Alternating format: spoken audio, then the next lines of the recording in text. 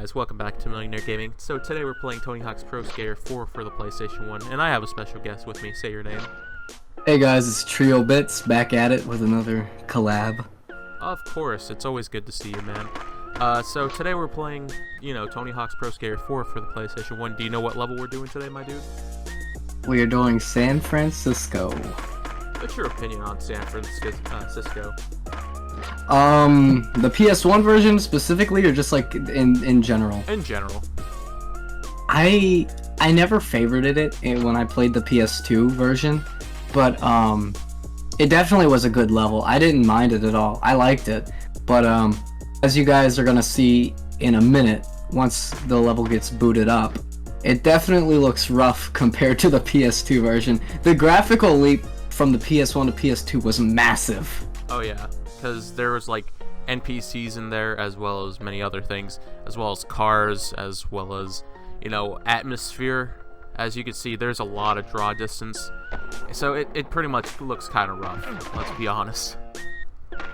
It is pretty much for the people that wanted to play the first two games with the little free skate in between the missions, because that's about the only nice thing I guess you could do with this, really. Yeah, I'll tell you, these challenges are actually kind of difficult. Like, you know how you just press like multiple buttons when you're doing grinds and stuff on the other gens?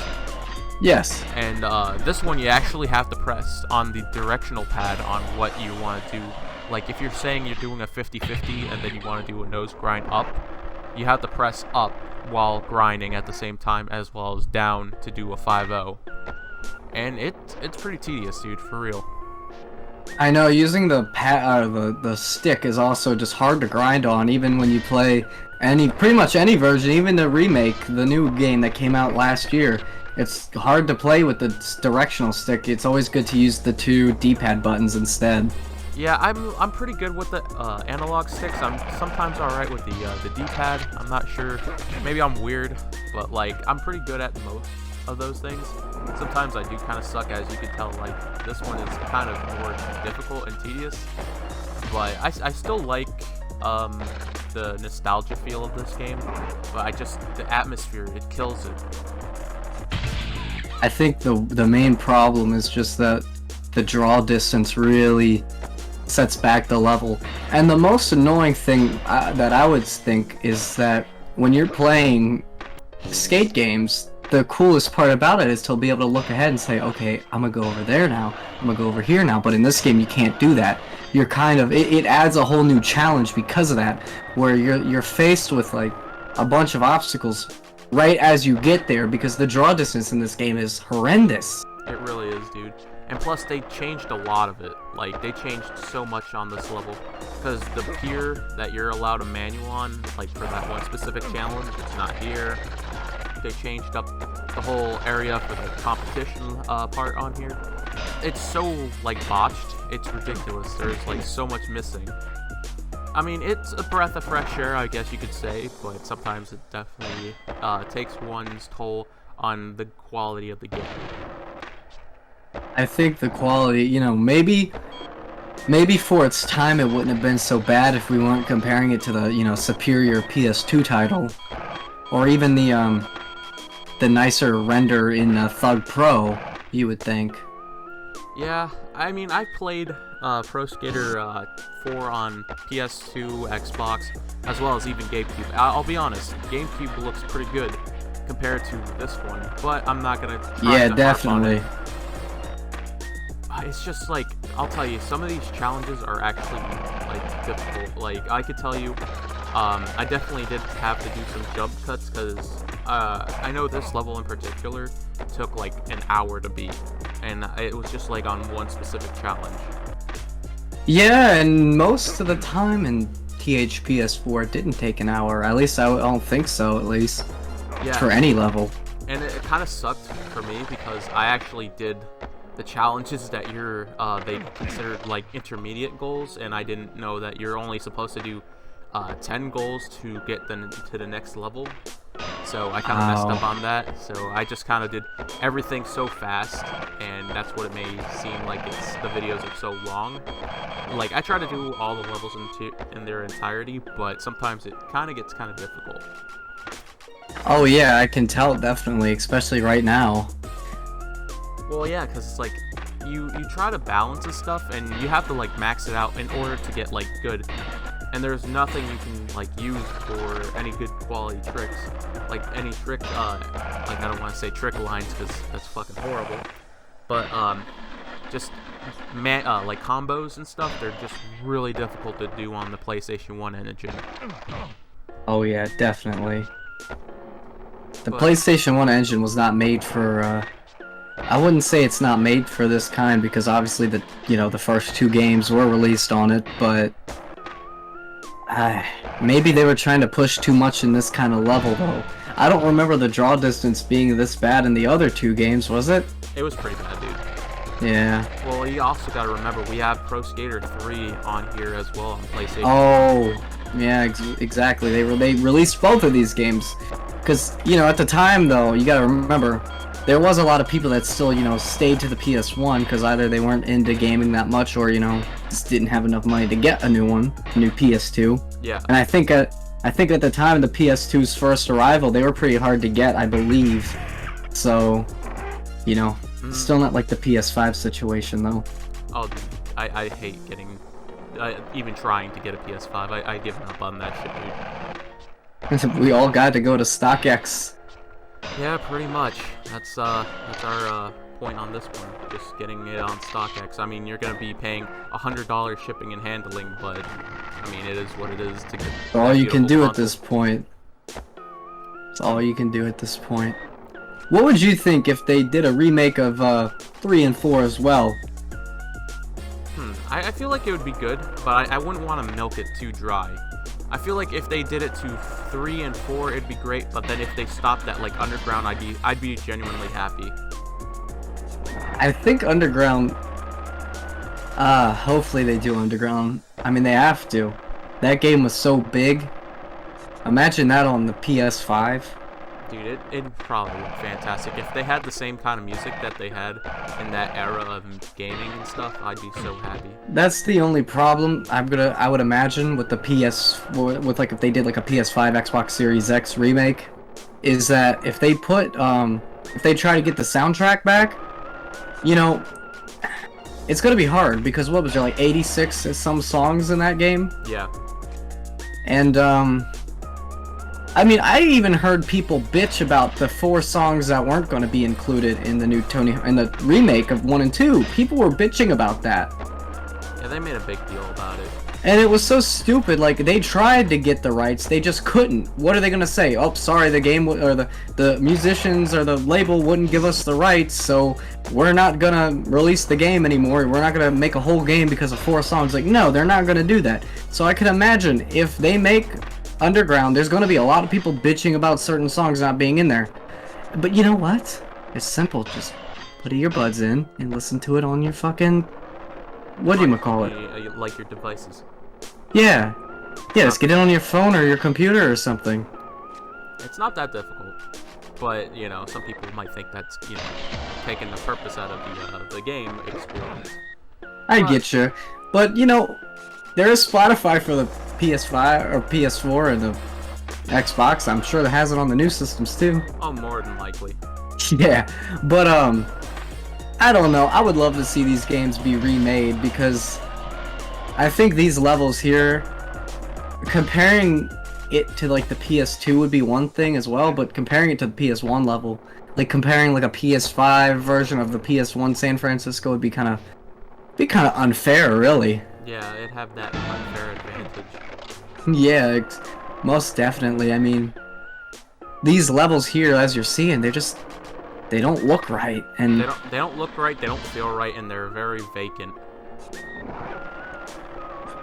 It almost feels like you're in like a purgatory kind of feeling, I know. And I mean, as everyone just saw, if you were looking a little bit away from the skater, where you could see the background of the San Francisco level, like the bridge right now, as you can see it. Look at that low poly bridge. God. Yeah, awful. It's rough. Yeah, and then they switch a lot of the goals. Like sometimes, do you remember in Pro Skater 4 on the PlayStation 2, where you had to save Bob by like saving him from the shark? Yeah. That's one I come to mind. There's nothing like that. There's a challenge on this game, and I don't want to skip ahead, but there's a challenge in the game where you have to collect sardines, and you have to collect them in 10, like in a combo, and collect 10 at once. It's like, I guess that's okay, but it's like it's so stupid. It almost reminds me of like the sea lion challenge, where you have to save that guy. You remember? Nice sea lions, nice sea lions. Yes, I do. And there's no area where you had to do the dark slide in front of the like the photographer people. Nothing like that. Yeah, and like the thing about it really is like one of the most redeeming things about the Tony Hawk's 3 and 4 was that there was all these like wacky, cool, fun missions that you could do, and you know, that was like the one of the most innovative things about, you know, those, or mainly 3, because you know that's when it was first introduced. But there's all these things that you can do in that game that makes it, you know, unique from the older games. This really just feels like 1 and 2, or really just 1. Actually, no, probably 2. It's more like 2 all over again, just with different levels and added revert. That's about it. And also spine transfers. You can't. And spine transfers. But yeah. those are broken too. Like if you go and do a revert, you lose your combo once you hit it. You know, I don't really know why they even did this. I mean, I guess to just let people play the game, but everything that made the other 2 games before Underground what they were was that they had all these new things, but there's no people here. This is so dead. You're the only person there, and the draw distance is horrible, so it's not even that good to look at. You know, the PS1 graphics in general weren't that good to look at. Dude, Spyro was a lot better. That at least had NPCs. Yeah, this is just dead. I mean, I'm sure if they tried hard enough, they could have implemented NPCs, but I don't even see the point of working that hard on a game like this when, you know, there's really nothing to it, you know? Yeah. Just nothing but quests and weird-looking cut-in-half levels from the PS2 era. Yeah, and also they drastically changed a lot of these levels, dude. I'll be honest. Like, example, Alcatraz looks rough. Like, they removed so much. Like, you remember how it was a pretty big area. Oh, of course, yeah. Alcatraz was a decently sized area. Yeah, they cut it so hard. They cut Imagine if they did Underground on the PS1. Dude, I would cry. Like, that game is my childhood. Exactly, mine too. Have you done the carnival level to this yet? There's no carnival level on here. They took the carnival level out. I remember they excluded a level. Yeah, they took carnival as well as Chicago. There are the you know, the exclusive levels though, aren't there? There's only one. Little Big Town. Oh, yeah. Is there there's exclusive ones in the 3rd game too, right? Yeah. It's weird. So the zoo's still in this one? No. They took the zoo out as well? Yeah. So this is a shorter game in general as well. Well, not really, because it is a bit harder, but... Okay, man, they took every good level out. So, instead of zoo, we get the sewers. And in some other area, we get... I can't remember the other one in particular. But they removed a lot of the other levels, you know, the quality levels that they had. Yeah. We definitely are lacking a lot of, like, you know, the high-end levels. And I'll tell you, these combo challenges are incredibly difficult.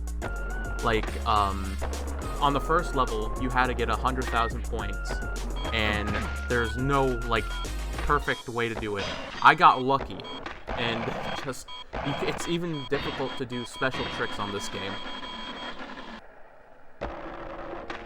Like, I wouldn't even try doing a special trick on here, because you always fail. Yeah, this just what? Who are you skating as? Is this your custom guy? Yeah, this is just a custom guy. Ah, I see. What's the customization like? I never, for any of you guys who are wondering, I've never played the PS1 titles myself, but I do plan on buying them soon. Okay, they're lacking a lot of stuff, a lot of creativity, but it's not horrible, but it's not good either. But it's like, okay, okay, if I had to say, it's comparable to, how some games have non-linear things where you can't, like, change your outfits too frequently? Yeah. Like, there's a lot of the outfits like that, and it's like, whoa, what the hell was that?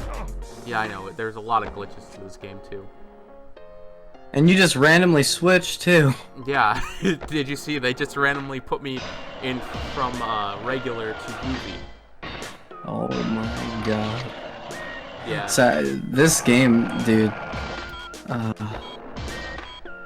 I know, it's a disappointment. Now, this challenge, I'll tell you, this one is incredibly hard.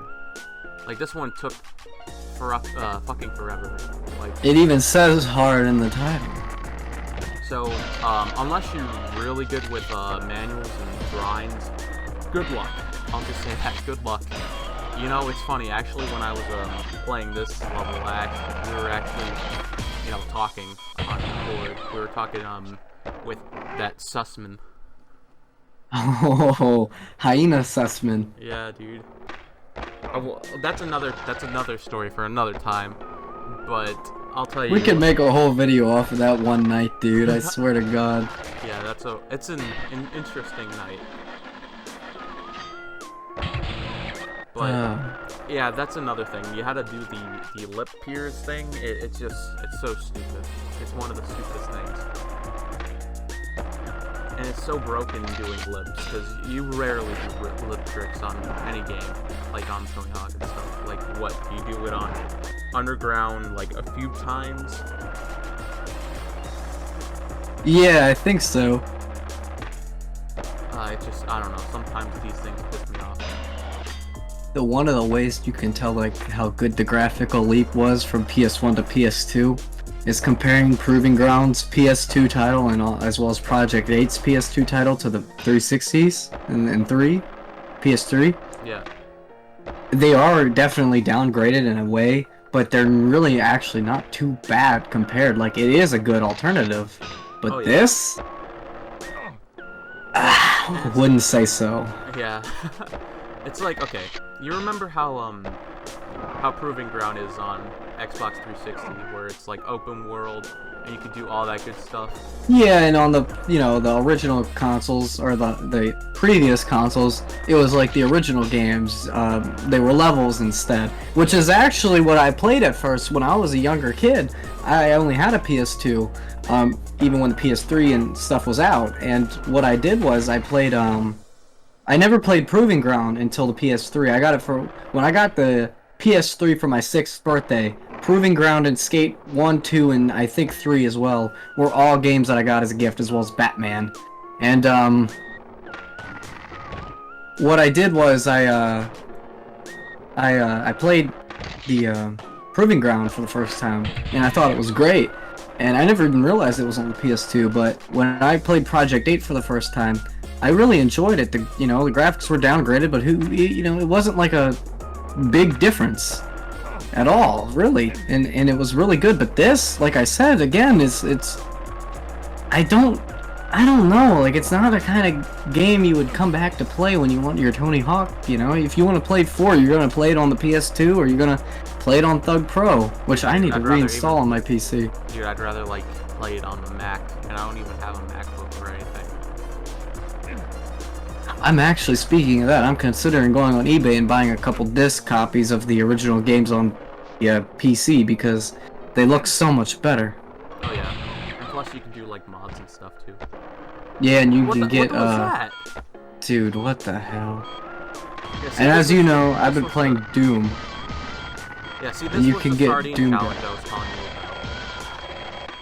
about. Yeah, that looks rough. Yeah, and see, the combos, the scores, they're good with the scores, don't get me wrong, it's a challenge, but like if they're gonna put like a 1,000,000-point combo, oh, I couldn't do it. Did you know there's actually a Tony Hawk reference in at least I believe it is in Doom Eternal. Oh really? Well, in the I'm sure you know. I don't know if you guys know watching in the PC title, Tony Hawk's Pro Skater 3. There's actually an exclusive character. You can get the Doom guy, or Doom Slayer as they call him. I still call him Doom guy. But you can actually unlock him in the PC version, and in the Doom Eternal game, the hell, another glitch.